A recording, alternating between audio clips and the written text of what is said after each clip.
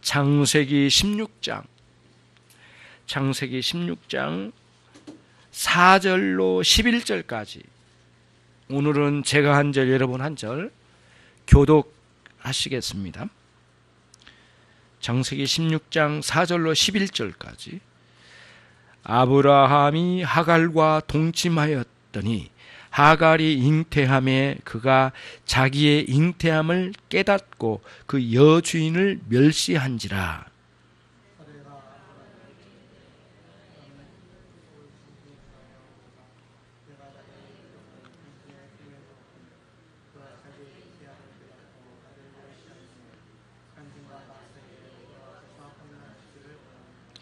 아브라함이 사레에게 이르되 그대의 여종은 그대의 수중에 있으니 그대의 눈에 좋은 대로 그에게 행하라 하매 사레가 하갈을 학대하였더니 하갈이 사레의 앞에서 도망하였더라.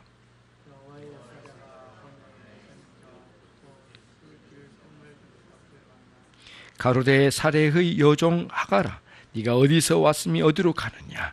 그가 가로되 나는 나의 여주인 사레를 피하여 도망하나이다.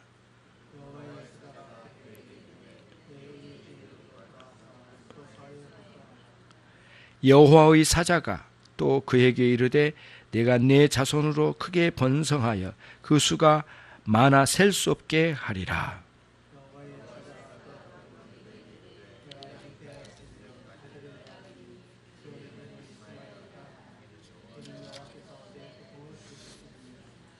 아멘.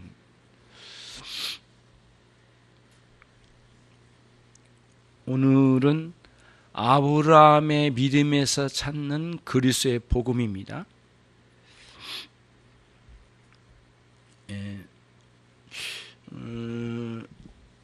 설교 내용을 이렇게 복사해 놨더니 가져가서 보는 사람도 있지만 또 구역공과로 다시 바꾸니까 종이가 많이 허비되더라고요. 그래서 오늘부터 이 내용을 홈피에 먼저 올려놓고 카톡으로 다 쏘았으니까 여러분들이 그걸 활용을 하시고 오늘 듣고 나서 내용을 한번 정리해 봐야 되겠다 할 때는 다시 카톡으로 보고 여러분들이 활용하시고요. 그거를 또 인터넷으로 또 다운받아서 집에서 복사해서 볼 수도 있지만은 한 대까지 여러분들이 원하신 대로 그렇게 해나갔으면 좋겠습니다. 그래서 오늘은 지난주 구역공과만 다시 정리해서 다시 비치해 놨으니까 여러분들이 활용하시길 바라고요.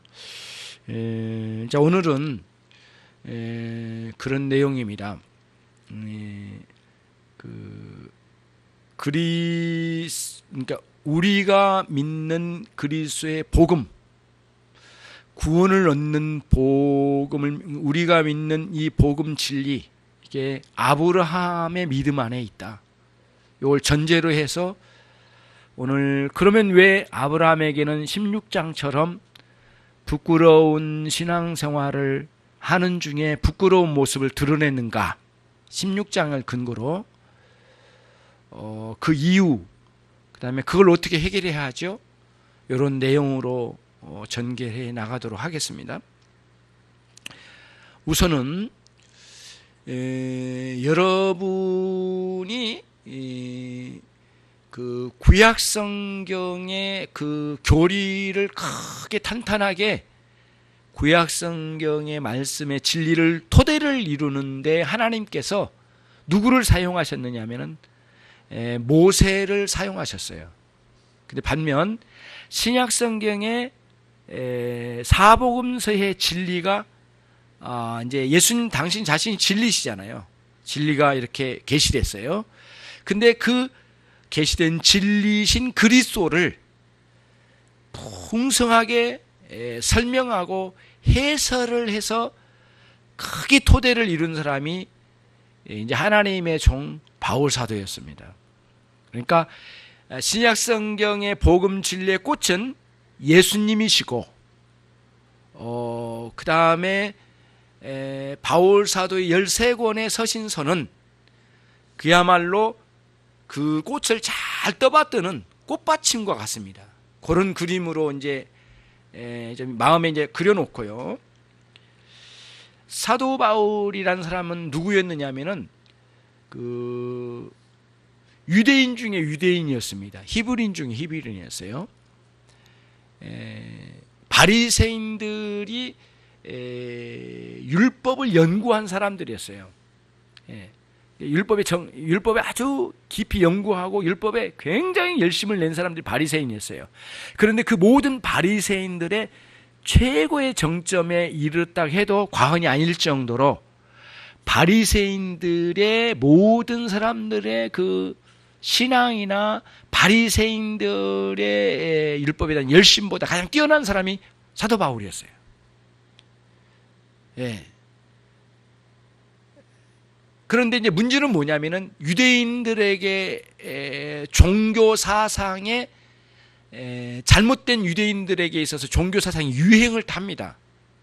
뭐 언제나 그랬지만은 그게 뭐냐면 유대인들 안에 있는 종교 사상은 이런 거예요. 인간이 타락했다고 하나님께서 말씀하시지만은 완전히 타락한 건 아니다, 인간이.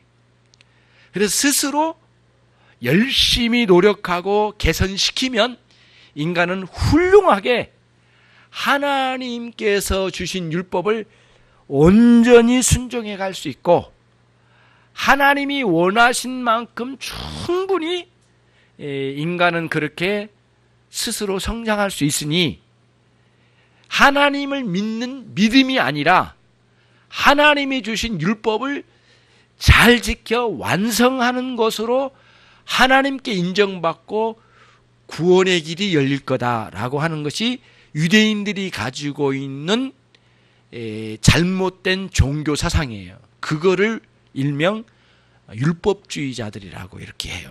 근데 그 율법주의 최고 정점에 누가 있었다고요? 한때는 바울 사도였어요. 그래서 가말리엘이라는 최고의 스승 밑에서 공부를 했던 사도 바울이 유대인들에게는 최고의 열심과 종교성, 그 다음에 율법에 대한 열심을 가졌던 거죠. 그런데 주님을 만난 거예요, 사도 바울이. 주님을 만나면서 거기서 이런 잘못된 종교 사상이 무너져 버린 거예요. 무너졌어요. 다메섹에서 그리스도를 만나고 난 뒤에 인간이란 존재는 그렇게 적당히 타락한 게 아니라 완전히 타락한 존재구나. 그래서 스스로 하나님께서 주신 율법을 완전히 지킬 수 있는 존재가 아니다. 그거를 깨달은 거예요. 하나님께서 주신 율법의 원래 의도는 지키려면 완전히 지켜야 된다. 부분적으로 지키는 율법의 지킴은 율법 지킴이 아니다 라고 하는 게 하나님께서 주신 율법의 의도입니다. 의도. 그래서 율법을 주실 때에 내 뜻은 이것이니라. 그런데 그 뜻에 충분히 따라갈 수 없는 내 자신을 깨닫도록, 그리하여 하나님을 죽도록 의지하지 않고는 안 된다라는 사실을 깨닫고 하나님을 의지하는 신앙으로 나가도록 율법을 주신 거예요.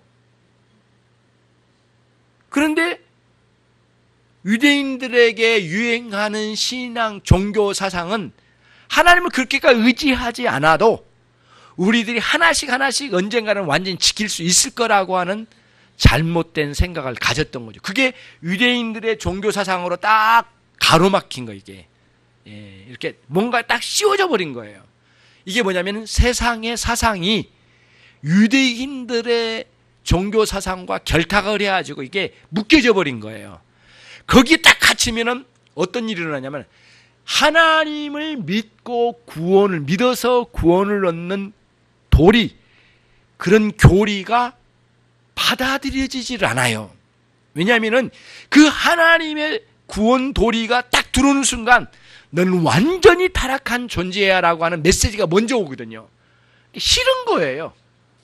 나를 부정하는 그런 가르침이 받아들여지기가 너무 고통스러워요. 그래서 복음 진리와 율법을 올바르게 해석해서 던져주면 이 세상에 누구도 기뻐할 사람이 단 한 사람도 없어요. 100%예요, 100%. 다 거슬려요.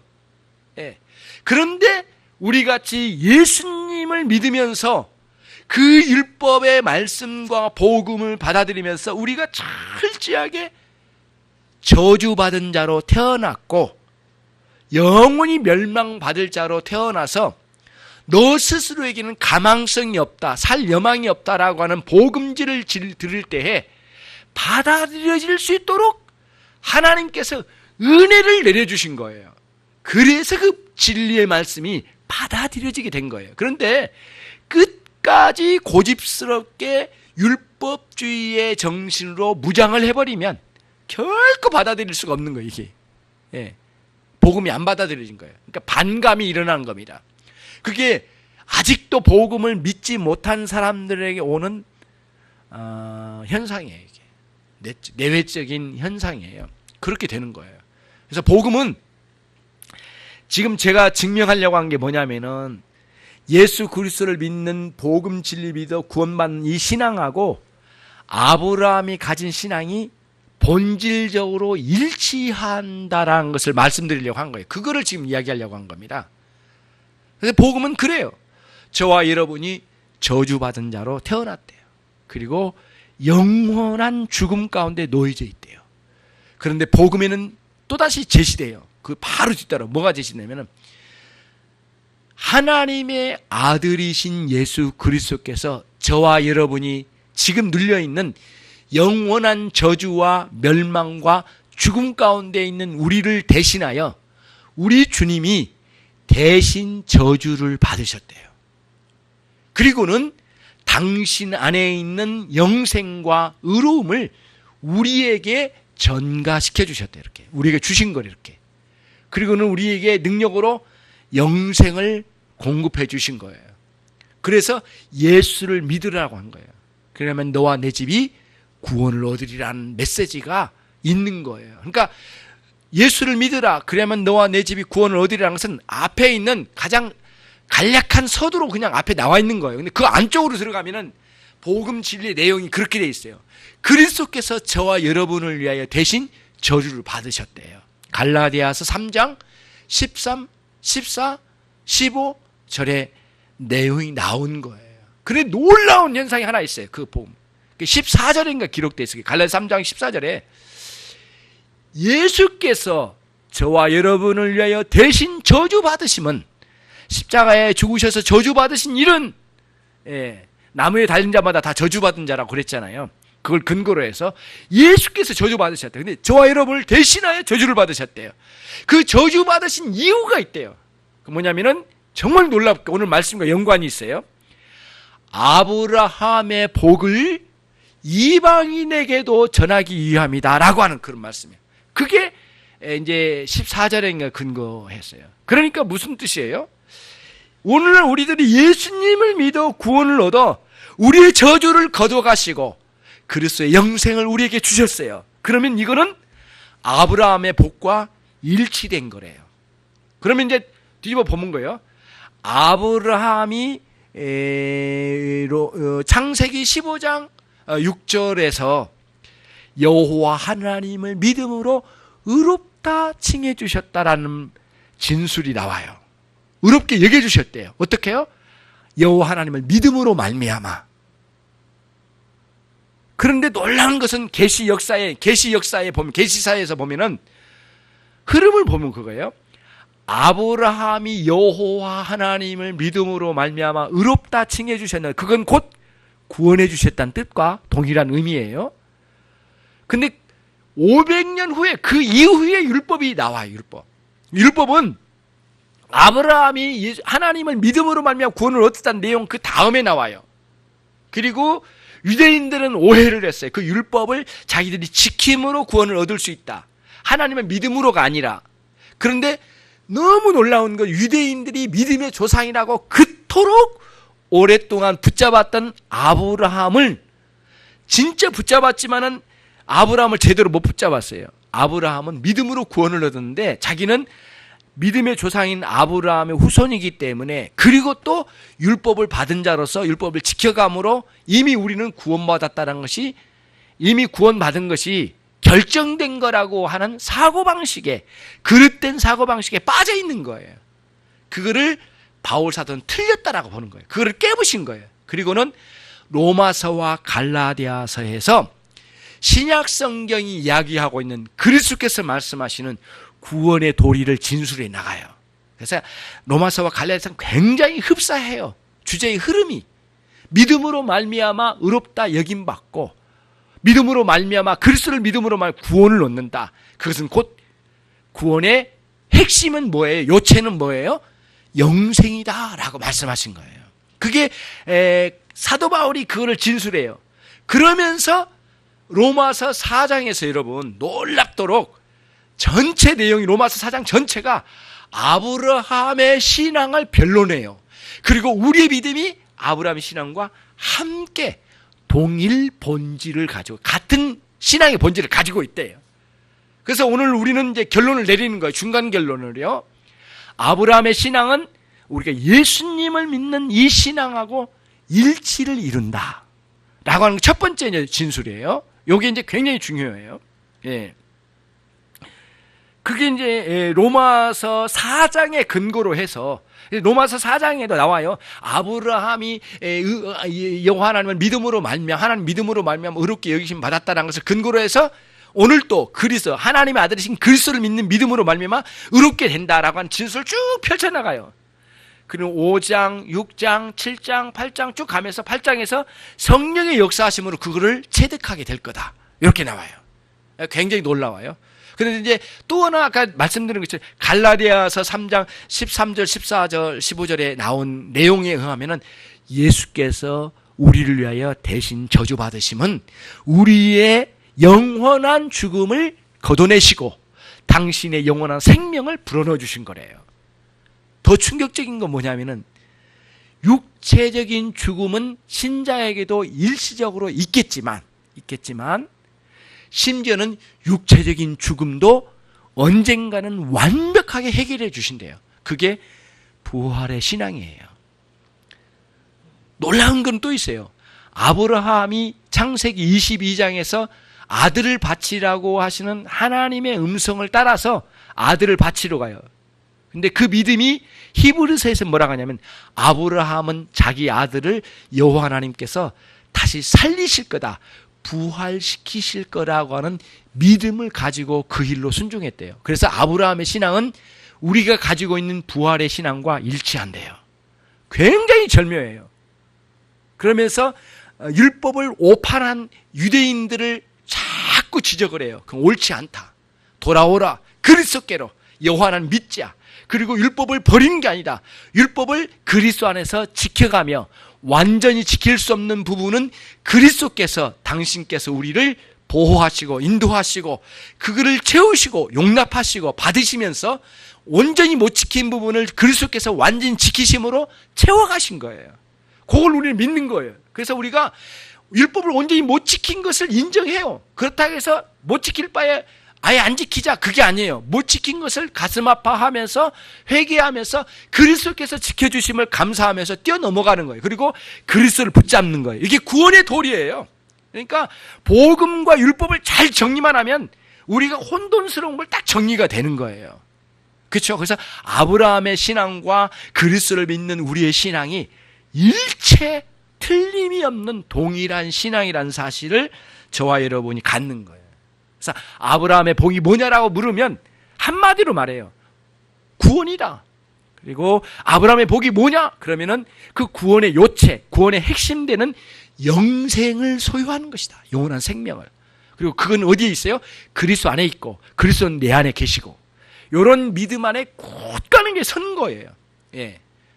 예. 그래서 저와 여러분이 이 복음 진리를 잘 원래 성경대로 정확하게 정리를 해놓으면 이제 흔들림이 없는 신앙 안에 있어요. 그러면서 문제는 뭐냐면은 그냥 딱 정리해놓으면 끝이 아니에요. 이 수학 공식처럼 정리만 하면 되는 게 아니에요. 그 복음 진리 안에서 우리 안에 생명적인 능력과 은혜와 쉼과 안식, 거기서 누리는 기쁨을 맛보면서 살아야 돼요. 마치 한강을 쭉 따라가면 북한강과 남한강이 있어요. 근데 북한강 쪽으로 쭉 따라가면은 어디 가면 설악산이 나와요. 설악산에 올라가면 어딘가는 작은 옹달샘이 있는 것처럼 저와 여러분이 한강에서 마음껏 뛰어놀고 수영도 하고 마음껏 즐기지만은 우리 신앙의 여정 속에 결국엔 어디를 찾아가요? 우리는 생각해요. 우리의 신앙의 옹달샘이신 예수 그리스도를 끊임없이 바라보는 거예요. 그러면 그리스도가 어떤 분인지를 자꾸 순수한 마음으로 알아가려고 하는 거예요. 예. 그래서 정말 놀라운 거는 그래서 로이드 존스 목사님이 이런 진술을 했어요. 이런 평 나는 못 잊겠더라고요. 그거 처음 들은 날 충격이었어요. 뭐라고 나오냐면은 마음에 새기면서 누가 나에게 예수 그리스도를 조금 더 내가 알고 있는 지식보다 좀 더 알려주기만 한다면 나는 그를 모두 용서하리라. 그가 과거에 얼마나 더럽고 추악한 죄악에 있더라도 나는 그걸 용서하리라. 이게 무슨 뜻이에요? 나에게 누가 예수 그리스도에 대해서 조금 더 알려달라. 그런 욕구에, 그러니까 하나님 예수님은 아는 거예요. 그래서 사도 바울도 굉장히 흡사한 얘기 있어요. 나는 더 이상 이제는 이 세상의 초등학문에 매이지 않겠다. 나는 그런 것에 매이지 않겠다. 초등학문이 뭐예요? 세상 철학사상입니다. 우리는 철학사상도 알아가야 돼요. 이게 뭔지를 알아야 되잖아요. 이게 그래 파악을 해야 되거든요. 그러나 그것에 매일 수 없고 그걸 추종할 수는 없어요. 그렇죠? 그런 의미에서 사도 바울이 뭐라고 하냐면 나는 초등학문을 다 배설물처럼 여기노라. 그리고는 나는 이제부터 예수 그리스도와 예수 그리스도의 십자가를 알기로 작정하였노라. 그 개념이 그런 개념입니다. 굉장히 놀라워요. 그래서 그리스도의 복음을 깊이 묵상하면은 어느 순간에는 매우 놀라울 정도로 저와 여러분의 마음에 큰 감동과 감화가 일어나요. 예, 그리고 뛰어난 감화가 있어요. 그거를 여러분과 제가 놓치지 말아야 돼요. 예, 예. 그래서 늘 옹달샘에서 퍼올리는 그 생수를 먹음, 그리스도와의 생명적 교제를 누리신 여러분 되시길 바랍니다. 예, 그게 이제 오늘 내용이에요. 그러니까 첫 번째 진술은 뭐냐면은 오늘 설교의 진술은 우리의 신앙과 아브라함의 신앙이 일치한다. 그런데 문제는 뭐냐? 아브라함이 왜 16장에서 창세기 16장에서 그토록 고통스러운 과정에 아내 사레가 폭발을 하고 분노를 하고 그리고 아브라함도 그런 것에 동조를 해서 인간적인 방식으로 아이를 가져서 뭔가 이루려고 하는 이런 생각에 빠지면서 왜 그렇게 아브라함의 신앙의 어떤 16장에서 경험하는 신앙의 한계를 왜 경험하느냐 이거예요. 다시 말하면 천정을 만난 거예요. 더 올라가야 되는데 신앙이. 그러니까 여러분 이거예요. 왜 그러는가? 그게 이제 오늘 우리들이 중점적으로 다뤄가려고 하는 내용이에요. 근데 아브라함의 신앙과 우리 신앙이 같다고 그랬잖아요. 그럼 우리도 그렇다는 거예요. 그러니까 아브라함처럼 신앙의 성숙을 가는데 어느 순간에는 신앙의 한계에 부딪혀요. 그게 오랫동안 내게 풀려지지 않는 안타까운 문제일 수도 있고요. 오랫동안 내게 약점으로 주어진 그 무엇, 그토록 기도했지만 해결되지 않는 어떤 한계에 부딪혔잖아요. 그게 뭐냐면은 아브라함이 지금 50년 동안 가나안 오기 전에 40년, 가나안 오고 난 뒤에 10년, 그 기간 동안 여전히 지독하게 풀리지 않는 한 가지가 있었어요. 그게 뭐예요? 아들이 없는 문제예요.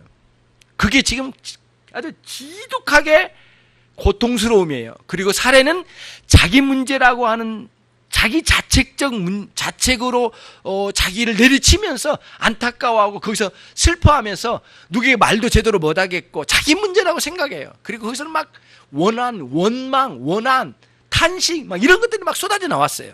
그리고는 아브라함 신랑에게 말하잖아요. 하나님께서 안 주신 게 내게 없어.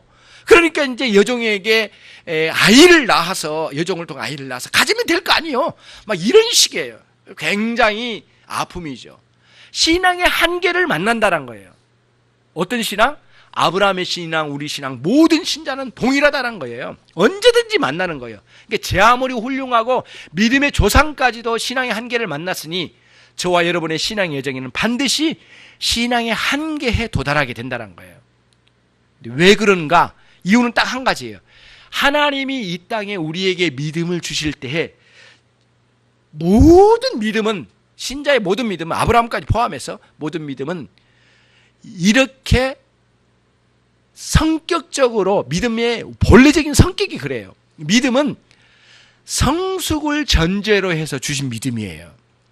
가면 어느 순간에는 아무리 훌륭한 신자라도 한계를 만나요. 그러면 거기서 뭐예요? 신앙의 성숙을 이루라고 그 한계를 하나님께서 주신 거예요. 거기서 하나님과의 만남을 가져야 된단 말이에요. 그러니까 16장은 하나님과의 만남을 가져야 돼요. 근데 16장에서 하나님 만난 사람 누구예요, 여러분? 예, 박정주 집사님. 신앙의 한계를 만난 사람이 누구예요? 16장에서? 그러니까 16장에서 하나님을 만났다. 하나님의 사자를 만난 사람이 누구예요? 하갈이 오히려. 이게 16장의 메시지가 굉장히 묘한 부분이 있어요. 그 고통 속에 처절하게 아파하고 했던 부분들에 끙끙대던 사레와 아브라함을 하나님 만난 게 아니라 오히려 하갈이 하나님을 만나요. 그러니까 뭐예요? 종으로 멸시했던 그 사람들의 마음에, 아니 이 여종이 세상에 우리 집에 노예 같은 애가 어떻게 하나님을 만났냐, 오히려 충격을 받았을 가능성이 많아요. 그리고는 굉장히 부끄러웠을 수도 있어요. 그랬는지는 모르겠지만 구조가 그렇게 돼 있어요. 예, 그러니까 뭐예요? 저와 여러분이 신앙의 한계에 도달할 때에는 반드시 내 신앙이 이것밖에 안 되느냐 이렇게 회의에 빠지지 말고, 본래 신앙은 그런 것이다. 하나님 주신 신앙은, 모든 사람에게 주신 신앙은 동일한 성격이 있다. 어떤 성격? 신앙은 성숙을 전제로 해서 주신 것이기 때문에 아무리 대단하게 성숙한 신자라도 그 지점, 어느 지점, 그거는 시기와 어느 수준은 각자 개별적으로 상대적으로 다르겠죠. 그 수준은 어느 벽을 만난다는 거예요. 어느 천정을 만난다는 거예요. 그 자리가 언제예요? 그 자리가 뭐 하라고 주신 자리예요? 하나님과 새롭게 만나 깨달음을 가져서 신앙의 성숙을 이루라고 주신 자리라는 거예요. 그게 오늘 아브라함과 사레에게 일어나는 현상을 통하여 우리에게 주신 메시지예요. 절대 자만하면 안 돼요. 예. 그러면 이제 조금 더 들어가 볼게요.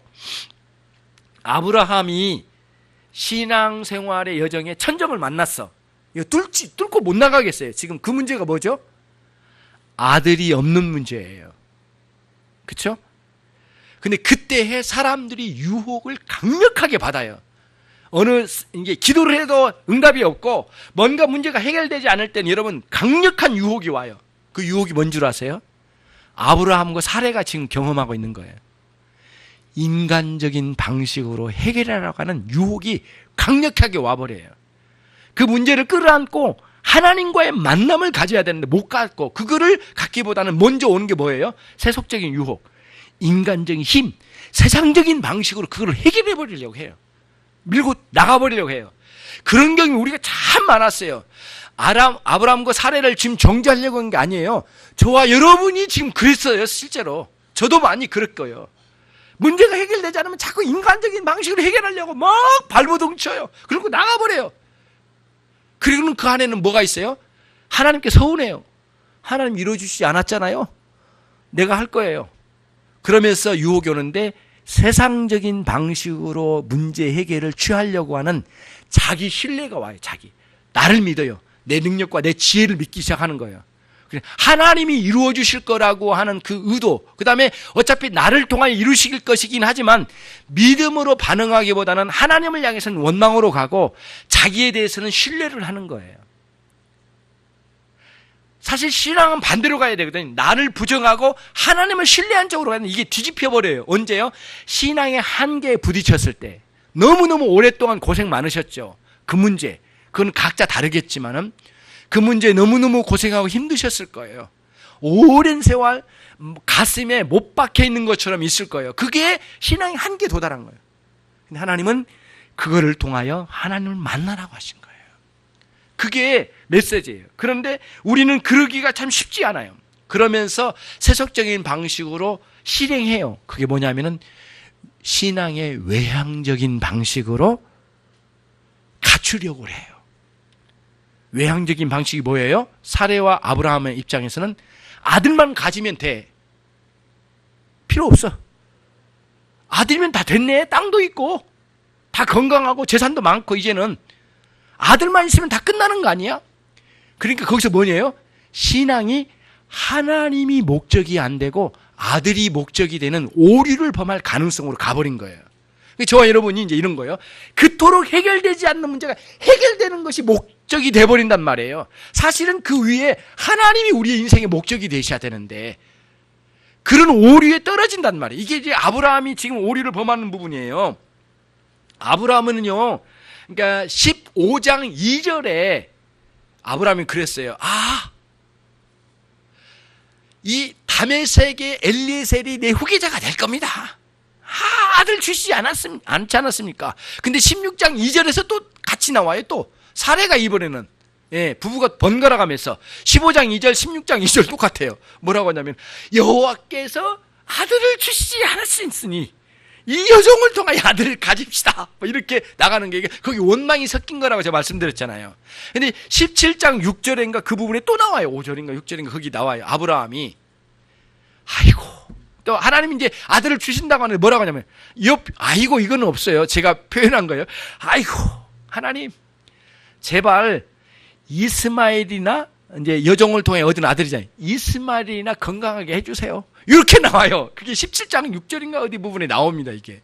그러니까 아브라함이 여전히 체념, 원망, 안타까움 그 한계에 부딪히면서 하나님께 나가기보다는 인간의 방식으로 성취한 것에 그냥 만족하고 체념하고 그냥 주저앉아 있는 것 같은 느낌이 다가와요. 15장, 16장, 17장의 흐름이 그렇게 돼 있어요. 굉장히 안타까운 거예요. 근데 우리가 그래요. 우리가 10년 전이나 5년 전이나 지금이나 동일하게 그냥 가는 게 체념하고 가는 거예요. 아직도 해결되지 않는 문제는 뭐예요? 하나님과의 만남을 가져 하나님의 뜻이 무엇인지를 정확하게 깨닫고 내 신앙의 성숙을 이루어 하나님과 함께 발맞춰 나가는 신앙의 세계로 나가야만 하는 것이에요. 그거를 우리들이 가져야 되는 거예요. 그러려면은 우리들은 어떻게 해야 되냐? 신앙의 내실을 갖춰가요. 내실. 외향이 아니라 내실이에요. 사람이 겉멋만 들으면 안 되잖아요. 사람이 알차게 성장해야 되잖아요. 마음과 태도와 인격 이게 갖춰가야 되잖아요. 겉만 멋들어져가지고 사기나 치고 다니고 그러면 안 되잖아요. 이게 신앙에도 그래요. 그러니까 외향만 잘 갖추면 안 돼. 외향적으로 그냥 아들만 있으면 땡이다라고 생각하면 안 돼. 이게 그럼 뭐냐면은 신앙의 내향적인 부분을 갖춰야 되거든요. 내실을 갖춰야 되거든요. 그게 뭐냐면은 저는 뭐 다른 분들이 다른 걸로 제시할 수도 있긴 하지만 제가 말씀을 준비하면서 이제 찾아서 이 부분을 내실을 갖추는 게 뭐냐면은 이럴 때 이런 아주 곤란한 상황 신앙의 한계에 도달칠 때 뭐냐면은 잠잠히 여호와만 바랄지어다. 이게 답이더라고요. 저에게는. 여러 곳에 찾아봤는데 놀라운 거는 하나 있어요. 성경에 잠잠히 여호와만 바랄지에다가 굉장히 많이 나왔다는 게 놀라웠어요. 그게 참 놀랍더라고요. 난 몇 군데만 나온 줄 알았더니 아니에요. 시편에만 나온 줄 알았더니 아니에요. 예레미야 애가에서도 나와. 예레미야 애가서 3장 26절에 나와요. 사람이 여호와의 구원을 바라고 잠잠히 기다림이 좋도다. 굉장히 큰 메시지로 다가와요. 시편 37절에 또 이거 여호와 앞에 잠잠히 참아 기다리라. 자기 길이 형통하며 악한 꾀를 이루는 자를 인하여 불평하지 말지어다. 다른 사람이 이루어지고 나는 안 이루어진 것 같은 것을 원망하지 말라는 거예요. 그렇죠? 여호와만 바랄지어다. 그 다음에 시편 62편에는 나의 영혼아 잠잠히 하나님만 바라라. 대저 나의 소망은 하나님께로서 쫓아 나는도다. 이런 표현들이 막 쏟아져 나와요. 예레미야도 그런 나오는 거니까 여호와만 바라봐라는 거예요. 그러면 이제 우리들이 이제 이런 거예요. 지금 아들을 약속하신 것과 오늘 우리가 구원받은 은혜의 말씀을 들은 것과 일치된다면 오늘 문제가 해결되지 않는 게 있어요. 아들이 없는 것, 아브라함에게는. 우리에게는 뭔지 몰라요. 다양한 문제가 우리에게 올 수 있어요. 그 나를 온전히 새롭게 하시고 온전한 신자로 이끌어 가실 거라고 하는 약속의 말씀과 아주 온전하지 않는 사이에 간격이 있어요. 이 공백, 이 사이에 고통이 오는 거예요. 그 사이의 공백을 여호와 하나님만 바라봐라. 잠잠히. 그런 말씀이에요. 그러면 잠잠히 여호와 하나님 바라는 것은 무엇일까의 문제예요. 뭐냐면은 구체적으로 세상의 방식으로 찾아온 유혹을 이겨내야 돼요. 그러면 뭐예요? 지금 상황을 해석을 하셔야 돼요. 해석을. 여기 왜 이런 일이 있는가? 그리고 평생 이것은 계속될 가능성이 있겠구나. 예, 변화되지 않는 이상 그게 있을 수 있겠다. 있을 수 있다라고 받아들이는 쪽도 생각을 해야 돼요. 신앙 안에서. 그러면서 가는 거예요. 세상의 방식으로 이걸 해결하려고 하는 유혹을 먼저 물리친 거예요. 그 다음에 나 자신의 능력과 지혜를 신뢰하기보다는 나는 이렇게 할 수도 있고 저렇게 할 수도 있지만은 하나님이 원하실 때만 그 일을 행하지 하나님이 주셨다라고 확신이 들기까지는 나는 멈춰서리라. 그리고는 그런 유혹을 잠잠히 내려놓아야 되겠다. 그리고는 여호와 하나님을 신뢰하고 그 능력, 그 지혜, 그분을 신뢰한 쪽으로 가야 되겠다. 그러면서 이 현재의 상황을 하나님께 아픔으로 아뢰는 거예요. 예.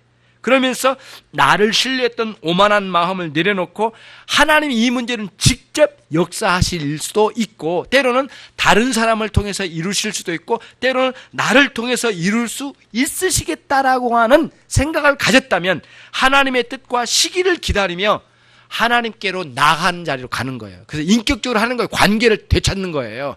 왜냐하면 이 아픔이 있는 가운데는 정말 우리 인격적 관계가 무너져 있거든요. 하나님을 찾지도 않았을 뿐만 아니라 원망이 많아요. 예화가 떠올랐어요. 이분이 이제 한 분이 이런 이야기를 해요. 굉장히 공부를 잘한 분이더라고요. 예, 공부를 잘하신 분인데 공대를 나왔어요. 근데 자 그야말로 수능 공부에 한두 문제 가지고 실수를 해가지고 의대를 못 갔답니다. 의대를. 뭐 연고대나 아니면 뭐 어디 그 밑에 대학이라도 좀 대학을 좀 가려고 했대. 의대를 가는 게 자기 목적이었답니다. 엄청 열심히 했답니다. 의대를 못 가고 공대를 갔더라고요. 그리고 인생의 흐름은 쭉 진행이 됐어요. 그리고 일본의 좋은 회사를 다니고 있더라고요. 일본의 회사가 우리나라 와 있는 거기 회사를 다니고 있어요. 근데 이 지체가 이제 집사님이에요. 근데 나이는 그렇게 많지 않았어요. 30 갓 넘었는데 집사님에서 교회 예전에 교회에 있었거든요. 집사님이 너무너무 힘들어한대요. 아내도 그렇고 어머님도 와서 나한테 이야기를 해서 좀 신방 좀 해달라고 해서 아 그래요 제가 만나줄게요. 그래서 무슨 이야기인가요? 이렇게 쭉 이야기 들어봤더니 여전히 자기 인생에 아이를 둘을 낳든 하나 낳든가 낳았는데 자기 인생의 방향을 바꿔야 되겠대요. 이 회사를 굉장히 많은 금액의 이런 그 월급을 받으면서 살고 있는데 가족을 부양하고 어머님을 부양하고 있는데 회사를 내려놓고 의대를 가야 되겠대요. 지금이라도. 근데 부모님은 그거 너무 무리한 거다라고 생각하고 그러지 말자 그랬는데 그 사이에서 한탄을 하는 거예요. 하나님이 내 인생을 왜 이렇게 인도하지 않으신가라고 하는 한탄. 그러면서 그분이 내게 찾아왔더라고요. 그래서 제가 오픈을 했죠.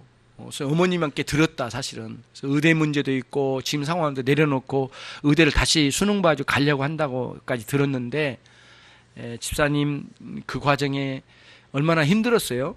10몇 년 동안 오면 또 아이는 커가고 부모님이 연로하시고 책임을 져야 되는데 회사를 그만두면 엄청난 고통이 오겠더라고요. 어머님이 또 발 하나가 없으셔요. 교통사고 때문에. 그 과정 속에. 그러니까 이것도 영향이 있는지는 모르겠지만 의대를 못 간 거죠. 그래서 막 원망을 하는 거예요. 겉으로는 안 보입니다. 근데 이분이 얼마나 아름답게 교회를 섬기는지 교회 섬김 최고예요. 얼마나 겸손하고 모든 사람이 다 이렇게 최고로 좋은 사람이라고 볼 정도로예요. 밖으로는. 그래서 제가 그랬거든요. 저에게도 정말 예의를 잘 갖춘 분이고 뛰어난 분인데 겉으로 볼 때는 제가 그랬거든요. 집사님은 지금까지 내가 현재 정황을 볼 때 사람들에게는 참 아름답게 섬기지만 집사님 마음에는 정말 지독하게 하나님을 원망하는 원망이 있네요. 집사님은 제가 볼 때는 사람들에게는 겸손하고 정말 이상할 정도로 하나님께는 교만이 가득하네요. 이런 표현을 썼어요. 우리 교회 한 2,000명 되는 교회에 모든 성도보다도 집사님이 가장 교만한 것 같아. 이렇게 표현을 썼거든요. 제가 충격요법을 쓴 거예요. 그랬더니 이렇게 다속에 앉았더니 집사님이 뒤로 확 제껴지더라고요. 약간 충격을 먹었어요. 처음 듣는 이야기라는 거고 너무너무 충격적인 이야기예요. 어떻게 그렇게 말할 수 있는가. 그래서 그때 제가 설명을 했어요. 설명을 하려고 했더니 막 울더라고요. 그래서 내가 설명을 쭉 했어요. 집사님, 현재 하나님의 인도하신 인생을 믿기보다는 하나님이 이렇게 악하게 인도하는 거라고 판단을 내리고 하나님을 끝없이 원망하는 집사님의 마음이 읽혀져요. 겉으로는 그토록 아름답게 섬기고 있지만은 그 뒤에는 하나님께 원망하는 그 마음은 하나님을 깊이 만나지 못하게 하는 엄청난 걸림돌 장애물이네요. 집사님, 그거를 회개해. 다른 거 아니야. 그거를 회개해. 나도 많이 기도할게. 집사님, 우리 같이 함께 울며 기도하자고. 그랬더니 막 엉엉 울어요. 그래 같이 붙잡고 울면서 기도했거든요. 하나님 용서해 주세요. 근데 이분이 한참 동안 기도하고 함께 헤어졌어요. 집에 갔어요. 그때 가족들에게 선포를 한 거예요. 미안하다. 죄송하다. 내가 이 아이들을 봉양하고 사랑하는 아내를 봉양하고 어머님까지 내가 품고 가겠다. 나 의대는 다시는 생각하지 않겠고 하나님 원망하고 싶지 않고 나 그런 일 안 가겠다고. 그래가지고 어머님이 다시 왔어요. 얼마나 기뻐하는지 몰라요. 그래서 내가 저도 그렇게까지 심한지는 몰랐거든요. 그래서 신방하다 보니까 내가 세게 가야 되겠다고는 탁 던졌던 말이 강하게 갔죠. 둘 중에 하나죠. 교회를 튀어나가버리든가 영원토록 나를 미워하든가 아니면 주님 붙들든가 둘 중에 하나일 가능성이 많은데 정확하게 맞았던 것 같아요. 그때 그 신방의 그 한마디가 강하게 때리는데 너무 감사하다. 난 그때 신방이 내가 한 게 주님께서 말씀하신 것 같은 느낌이 들어요. 여러분에게 그 형제, 그 집사님에게 있는 지독하게 오랫동안 붙들고 있는 그 걸림돌이 뭐냐고요. 하나님을 원망하는 결과로 떨어져 있을 가능성이 많아요. 그 부분을 회개합시다. 그리고는 지독하게 하나님을 원망하고 불평했던 그 마음을 내려놓고 주님을 신뢰하고 나를 신뢰했던 것을 내려놓고 하나님 더 많이 알기를 원하고 하나님께 더 가까이 나가는 저와 여러분 모두 되기를 바랍니다. 자기 신뢰하는 데 넘어진 거예요. 그래서 지난주에도 말씀드렸어요. 여러분에게 아브라함에게 부끄러운 것은 아들이 없는 게 부끄러움이 아니에요. 근데 인간적으로는 너무 부끄러워요. 아들이 없어요, 내게. 그래서 어떻게 하라도 여종을 통해서는 아들을 가져야 되겠어요. 이 수치스러움을, 살해의 수치스러움 더 그렇겠죠. 옛날에는 그 아이 없는 여성들은 막 수치스러움으로 받아들였더라고요. 그게 아닌데 말이지. 하나님은 그렇게 생각하지 않으신데도 그렇게 여긴 거예요. 근데 아브라함의 부끄러움은 다른 게 아니에요. 하나님을 잠잠히 여호와를 바라지 않았던 것이에요. 그리고 하나님을 신뢰하지 않았던 것이 부끄러움이었어요. 세속의 방식으로 해결하려고 했던 것이 부끄러움이었어요. 세속적인 사고방식이었어요. 이제는 정말 이게 부끄러움으로 나왔어요. 그 부끄러움의 폐단으로 나온 게 뭐냐면은 하갈을 자기 인생의 수단으로 사용하려고 했던 거예요. 수단. 자기 도구로 사용하려고 했던 거예요. 이게 살해의 의도였어요. 근데 놀랍게 같은 창세기 16장에서 하나님은 하갈을, 그 멸심한 하갈을 목적으로 대해 주셔요. 목적으로. 뭐냐면 지극히 사랑해 주셔요. 그러니까 내가 너희 자손들에게 큰 복을 내려주겠다. 하나님이 챙겨주셔요. 하나님이. 아브람과 그러니까 사레가 포기하고 버렸던 이 하갈을 여호와 하나님이 챙겨주셨다니까요. 세상이 여러분을 버렸다 하더라도 하나님이 여러분을 챙겨주실 거예요. 그런 의도로 이 본문을 읽어가면은 우리들이 이 오판을 하고 하나님께 온전히 신앙으로 세워지지 않으면은 각 사람을 수단으로 사용해요. 나의 아내, 나의 자식, 나의 남편, 우리 가족, 주변의 사람, 교회, 목회자, 성도 다 우리가 수단으로 활용할 가능성이 많아요. 이게 크게 하나님 뜻대로 여호와를 잠잠히 기다리며 주님의 뜻을 기다리며 살아가는 하나님과의 교제 속에서 살아가는 사람들이 못 이루고 있는, 그걸 못 이루고 있는 사람들의 폐단이에요. 사람을 좋아해도 수단으로 활용하려고 하고 결국에는 한 사람 한 사람을 아가페적 사랑으로 목적으로 대하기보다는 수단으로 대하려고 하는 아주 악함이 우리 안에 막 일어나요. 목회자는 성도를 활용하려고 하고 수단을 이용해 먹으려고 하고 성도는 목회자를 그렇게 활용하고 지나가는 인생으로 봐버리고 그러면 안 된다라고요. 한 사람 한 사람 아가페의 사랑으로 목적으로 대해주는 귀중한 신앙의 회복이 우리 안에 있기 위해서는 하나님과의 어떤 신앙의 한계에서 만남을 가질 때만 가능해요. 그런 회복의 역사가 있게 될 줄로 믿습니다. 그런 과정에서 여호와를 가는 곳마다 경배했던 아브라함이 회복을 얻어야 될 자리가 사실은 16장의 그 자리였어요. 결론을 내립니다. 어떻게 해야 할까요? 우리는 우리에게 향하신 하나님의 뜻이 무엇인지를 살펴가야 돼요. 근데 그 뭐냐면은 깨달음이 필요해요. 분별력이라고 하죠. 근데 우리의 굉장히 그러니까 위험하다기보다는 그 깨달음에서도 온전한 깨달음이 아닌 게 있어요. 그 뭐냐면은 깨달음이 파편적으로 올 때 무슨 말이냐면은 이렇게 깨달았고 버려, 이렇게 깨달았고 버려. 그러니까 복음 진리로 우리의 신앙의 토대를 이루고 건축을 해야 되거든요. 1층의 깨달음을 가졌으면 그 다음에 그 위에 2층의 깨달음이 올라가야 되거든요. 이렇게 논리적으로. 그래야만 이게 세워져야 되거든요. 신앙이. 근데 지난달에 깨달은 거 버리고 지난달에 깨달은 거 버리고 이렇게 그때그때마다 버리면 안 된단 말이에요. 그 깨달음이 어느 부분은 정리가 돼요. 그러니까 제가 설교를 계속 연속 설교를 한 이유가 거기에 있거든요. 깨달음을 자꾸 차곡차곡 정리해가지고 가면은 어느 순간에는 아름다운 건물이 쫙 지어지거든요.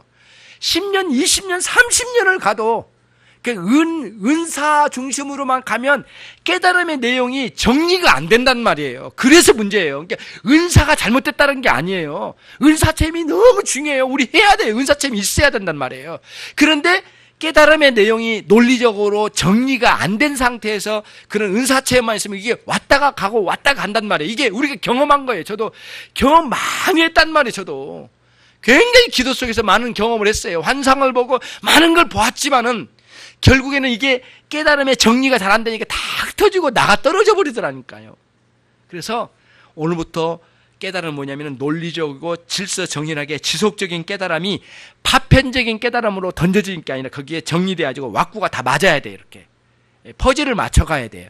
그래서 하나씩 하나씩 큰 신앙의 그림을 그려가는 저와 여러분이 꼭 돼야 된다는 거예요. 이게 굉장히 중요한 거예요. 그러니까 아브라함이 왜 넘어졌는가라고 하는 부분과 왜 한계 속에서 그렇게 넘어졌는가라고 할 때 신앙의 성숙은 그렇게 가야 된다는 거예요. 오늘 성숙가 내일 무너져 버리자, 그게 아니에요. 그 성숙도 그 위에 성숙도 성숙 이렇게 가야 된다는 거예요. 단계가 있어요. 그러려면 무엇보다도 복음 진리 위에 건축해 나가야 된다. 하나님 아는 지식의 관문은 복음 진리예요. 예수 그리스도를 믿는 진리의 토대 위에 깊이 알아가시면서 누려가야 돼요. 아브라함도 사실은 이 복음 진리가 있었어요. 예. 어디에 있느냐면 창세기 14장 19절에 멜기세덱을 통해서 들었어요. 저는 그래서 아브라함의 신앙에 아브라함에게 주신 큰 메시지 중에 최고 수준의 메시지는 뭘까라고 저는 묻는다면 단연코 멜기세덱이 아브라함에게 준 메시지일 거라고 생각해요. 창세기 14장 19절에 여호와 하나님은 천지의 주제시요 지극히 높으신 하나님이다. 모든 존재의 최고 정점에 계신 여호와 하나님이란 거예요. 예. 사상에 있어서나 물질적인 것에 있어서나 모든 구조에 있어서 하나님이 최고 수준, 모든 존재 위에 최고 수준에 있다는 거예요. 그래서 우리는 이 땅에 이삭을 낳고 이스마엘을 낳고 그 아들이 목적이 아니란 거예요. 어디를 치고 가야 돼요? 최고의 정점에 계신 여호와 하나님이 우리 인생의 목적이 돼야 된다는 거예요. 그 신앙을 구축했다는 거예요. 아직은 안 나왔지만 22장에 등장해요. 결국에는 이스마엘이 한때는 인생의 목적인 줄 알았어요. 매여버린 거거든요. 늘 그런 건 아니에요, 한때. 근데 또 한때 또 넘어진 자리가 있어요. 이삭을 낳았는데 이삭이 그런 줄 알았어요. 여호와께서 이삭을 바치라고 말씀하셔요. 이삭이 네 인생의 목적이 아니야. 그걸 말씀하시려고. 강력한 메시지가 오거든요. 그래서 아브라함의 신앙은 그때마다 이렇게 성숙해 가요. 아브라함은 우리가 정죄의 대상이 아니라 그럼에도 그 속에서 계속 성숙해야지 나중에 여호와 하나님을 만나는 쪽으로 흘러가요. 그래서 아브라함의 신앙 전체를 볼 때는 진짜 아름다운 신앙이 되는 거죠. 저와 여러분이 그 신앙으로 일생을 통하여 새롭게 되고 성숙되는 여러분 되시기를 주님의 이름으로 축원합니다. 기도하겠습니다. 하나님 아버지 감사합니다. 주의 종들에게 아브라함의 신앙의 과정에서 교훈을 받게 하시고 주의 성령과 진리의 말씀으로 우리의 신앙을 각 단계마다 허락해 주셔서 거기서 무너지거나 세속의 방식이나 외향적으로 갈 게 아니라 내실을 갖춰 잠잠히 여호와만 바라며 하나님을 목적으로 삼고 일생 동안 하나님을 추구하며 살아가는 모든 종들이 되게 해 주시옵소서. 예수 그리스도의 이름으로 기도 올려옵나이다.